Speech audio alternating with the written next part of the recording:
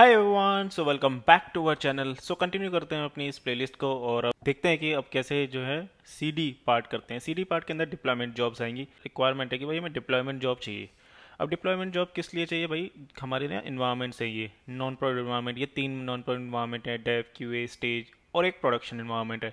हमारे टोटल हो गए चार इन्वायरमेंट्स। हमें चारों इन्वायरमेंट्स के लिए एक फैसिलिटी चाहिए, एक जॉब चाहिए यहाँ पे ना, अलग अलग इन्वायरमेंट के लिए अपनी अपनी एक डिप्लॉय जॉब, जिसमें हम जैसे ही क्लिक करें या फिर ऑटोमेटिकली वो उस इन्वायरमेंट में जाके ना डिप्लॉय करते। जैसे कि यहाँ पे मेवन रिलीज से रिलीज जनरेट हुई थी या फिर एक स्नैपशॉट जनरेट हुआ था, तो भाई जो जनरेट होके आर्टिफैक्ट पे पब्लिश हो गया, मुझे मेरा टास्क है कि भाई जो आर्टिफैक्ट पे पब्लिश हो गया ना आर्टिफैक्ट, वो मुझे डिप्लॉय कराना है अपने इन्वायरमेंट पे। अब ये देखो, हमें ये चार जॉब चाहिए भाई, ये चार जॉब है। हर जॉब जो है अपने अपने इन्वायरमेंट के, डेव, क्यूए, स्टेज, प्रॉड, है ना। अब इसमें अगर मैं देखूं, एक चीज़ अगर हम थोड़ा ठीक से सोचें, थोड़ा सा ना पहले डिज़ाइन करते हैं रादर देन डायरेक्टली इम्प्लीमेंटिंग, थोड़ा सा डिज़ाइन करते हैं, थोड़ा सा एफिशिएंट वे में कैसे डिज़ाइन कर सकते हैं। कि पहले अगर मैं एक चीज़ सोचूं कि चारों में ही ना डिप्लॉयमेंट जब का जो प्रोसेस होगा वो चारों में ही सेम रहेगा, बस कुछ पैरामीटर्स डिफरेंट होते जाएंगे, लेकिन मोस्टली ना प्रोसेस सारा का सारा सेम ही रहने वाला है चारों के में। देखो प्रोसेस क्या रहेगा, पहले हम स्टॉप करेंगे एप्लीकेशन को, देन फिर जो है जो हमारी न्यू जार पब्लिश हुई है उसको लेकर आएंगे, उसको डाउनलोड करेंगे, है ना। डाउनलोड कर लिया, देन फिर क्या करेंगे, रिप्लेस करेंगे हम अपनी टारगेट डायरेक्टरी के अंदर।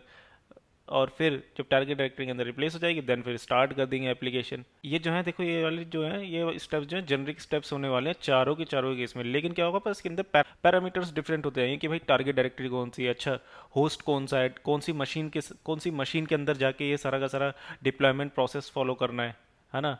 तो ये चीज़ डिफरेंट रहेगी। जैसे कि यहाँ पे देखो टारगेट डायरेक्टरी मैंने लिख भी रखा है, टारगेट डायरेक्टरी और टारगेट आईपी, ये दोनों चीज़ अभी के लिए हमें दिख रहा है कि ये दोनों जो है चारों इन्वायरमेंट में जो है अलग अलग होने वाली है। बाकी ना मोस्टली जो डिप्लॉयमेंट का प्रोसेस होगा सेम होगा। तो क्यों ना हम एक चीज़ करें कि रादर देन हर जॉब के लिए अपनी अपनी खुद की पूरी पूरी कंप्लीट स्क्रिप्ट लिखे, हम ऐसा कर लें कि भाई एक कॉमन जॉब बना दे और उस कॉमन जॉब को यूज़ करें हम। मल्टी प्रोजेक्ट चाइल्ड पाइपलाइन, ये क्या होता है, गिटलैब के अंदर फीचर होता है कि हम चाइल्ड पाइपलाइन बना सकते हैं। अब देखो चाइल्ड पाइपलाइन क्या होती है, अगर आपको थोड़ा फंडामेंटल नहीं पता ना, तो ये वीडियो है मैंने पूरा अच्छे से बता रखा है कि ये multi project child pipeline, same project child pipeline वगैरह, इसमें चाइल्ड पाइपलाइन कैसे वर्क करती है, तो आप थोड़ा सा इसमें जाके आप देख सकते हो किस तरीके से कि भाई चाइल्ड पाइपलाइन का कॉन्सेप्ट क्या है। तो हम क्या करने वाले हैं, देखो हमारा क्या होगा, एक तो पहला प्रोजेक्ट है ये वाला, जिसमें हमारी स्प्रिंग बोट एप्लीकेशन है, वहाँ पे ये हमारे पास चार जॉब रहेंगी, है ना, डेव, क्यूए, स्टेज, प्रॉड।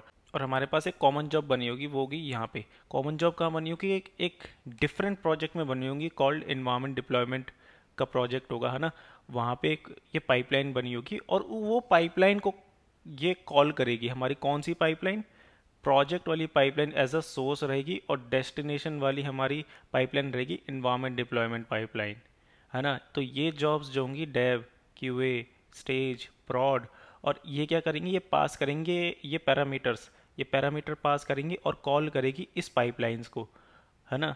तो इस तरीके से चलेगी और इस पाइपलाइन के अंदर होगी हमारी वो कॉमन जॉब। कॉमन जॉब क्या होगी भाई, वो किस तरीके से काम करने वाली है वो जॉब, जो कि वो देखो वो कहाँ पे चलने वाली है, वो चलने वाली है भाई एक पाइपलाइन के एजेंट्स पे, या तो नॉन प्रोड के इन्वायरमेंट के एजेंट होंगे या प्रोड इन्वायरमेंट के एजेंट होंगे। अब ये एजेंट कहाँ पर रहेंगे पाइपलाइन के एजेंट ना। अब देखो ये थी हमारी जो थी एप्लीकेशन का आर्किटेक्चर था, है ना। अब हमने क्या किया, पाइपलाइन का एजेंट जो है एक किसी डिफरेंट एजी के अंदर एक पब्लिक सबनेट के अंदर प्लेस कर दिया पाइपलाइन का एजेंट, और ये हमारा नॉन प्रोड इन्वायरमेंट का है। तो क्या होगा, अब ये वाला एजेंट में हमने कनेक्टिविटी भी स्टैब्लिश कर दी है कि ये पाइपलाइन का एजेंट जो है बैक एंड EC2 को कनेक्ट कर सकता है ना। अब इसके अंदर वो कनेक्टिविटी कैसे स्टैब्लिश करी है, ये चीज़ मैंने पहले बताई रखी है कि एक पोर्ट ओपन करना होता है और SSH की के थ्रू हमने कनेक्टिविटी जो है स्टैब्लिश करी है। एंड वही सेम चीज़ जैसे नॉन प्रोड का एजेंट हो गया, वैसे प्रोडक्शन के केस में हमारा प्रोडक्शन में भी वही सिमिलर एकदम वही आर्किटेक्चर, कि जिसमें हमने एक सेपरेट एजी के अंदर एक पब्लिक सबनेट के अंदर एक एजेंट सेट कर दिया है।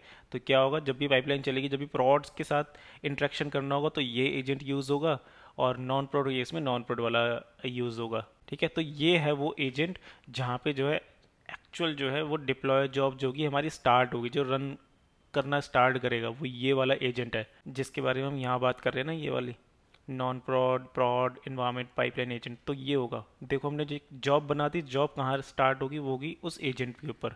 अब एजेंट क्या करेगा, एजेंट करेगा कि भाई एजेंट जो है पहले कनेक्ट करेगा किस पे, वाया SSH करेगा आपके बैकएंड EC2 के ऊपर, टारगेट बैकएंड EC2। अब उसको कैसे पता लगेगा कौन से पे करना है, वो यहाँ से डिटेल्स आएंगी, है ना। ये देखो डेव QA स्टेज, वो यहाँ से डिटेल्स आएंगी कि भाई हम कौन सा इन्वायरमेंट कर रहे हैं, उस इन्वायरमेंट का होस्ट नेम या फिर IP क्या है, IP यहाँ पे पास होगी, और फिर वो जो है उस पे कनेक्ट करेगा हमारे यहाँ पे pipeline agent, from pipeline agent to that target EC2, है ना। और जब वो कनेक्ट कर जाएगा तो भाई आर्टिफैक्ट हम भेज देंगे। जो आर्टिफैक्ट क्या होगा, जो डाउनलोड कर रहे होंगे आर्टिफैक्ट्री से, वो आर्टिफैक्ट भेज देंगे, क्योंकि वही आर्टिफैक्ट जो हमें डिप्लॉय करने हैं। और एक डिप्लॉय की स्क्रिप्ट बना रखी है हमने, जो ड्राइव करेगी ये पूरे के पूरे डिप्लॉयमेंट को, वो भी हम वहीं पर ही भेज देंगे, ये हमारे बैकएंड EC2 के ऊपर। और जब ये चली जाएगी, ये दोनों चीज़ें ट्रांसफ़र हो जाएंगे, आर्टिफैक्ट और डिप्लॉय स्क्रिप्ट, फिर क्या करेंगे हम यहाँ से ही फ्रॉम पाइपलाइन एजेंट इस जो डिप्लॉय स्क्रिप्ट जो भेजी है ना हमने, उसको ट्रिगर कर देंगे। और उस डिप्लॉय स्क्रिप्ट के अंदर ही वो सारी की सारी लिखी हुई है कि भाई कब स्टार्ट करना है, सब कुछ वो उसी से ड्राइव होंगी सीधे सीधे। अब देखो इस वाले डिज़ाइन में ना हमें एक फीचर मिल जाता है, वो ये स्टैंड अलोन पाइपलाइन का फीचर मिल गया। क्यों?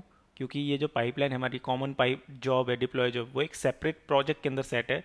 तो क्या होता है, कभी कभार ना कुछ ऐसे केसेस होते हैं कि भाई आर्टिफैक्ट जो है 1 महीने पहले बिल्ड हो चुका है या रिलीज हो चुका है, लेकिन कभी कभार क्या होता है भाई इन्वायरमेंट पे, अच्छा मुझे 1 महीने बाद इन्वायरमेंट पे उसको डिप्लॉय करना है। अब क्या होगा कि भाई अरे अच्छा यार, मैं जो है उसकी पाइपलाइन को ढूंढने लगूँ प्रोजेक्ट से, अब वो थोड़ा सा टाइम जाता है। तो हमारे पास क्या हो, एक ऐसी स्टैंड अलोन पाइपलाइन है, उसमें बस आप इन्वायरमेंट की डिटेल बताओ, कौन सा इन्वायरमेंट है और क्या वर्जन आपको डिप्लॉय करना है, और वो वहीं से वहीं आपका डिप्लॉय कर देगा। कि रादर देन कि आपको बिल्ड करना पड़ रहा है दोबारा से, फिर वहाँ बिल्ड से जो है फिर वो डिप्लॉय जॉब चले, तो इसको ना करने की बजाय आपके पास एक डिप्लॉय स्टैंड अलोन डिप्लॉयमेंट का भी फीचर अवेलेबल है इस डिज़ाइन से। और बाकी ये वाला फीचर तो हमारे पास अवेलेबल है ही है कि प्रोजेक्ट की जो CI/CD पाइपलाइन है, वहाँ से जब भी बिल्ड हुआ करेगा, बिल्ड होने के बाद हमारे पास ऑप्शन मिल जाएगा कि भाई आपको इन्वायरमेंट डिप्लॉय करना है। तो बस ठीक है, नेक्स्ट वीडियो के अंदर जो है ये पूरा इंप्लीमेंटेशन करते हैं जो हमने डिज़ाइन डिस्कस करा है अभी। ठीक है, इस वीडियो में इतने रखते हैं, बाकी मिलते हैं नेक्स्ट वीडियो के अंदर। So thank you for watching. If you like the content please do like, share and subscribe, and also if you have any question any doubt please comment down below.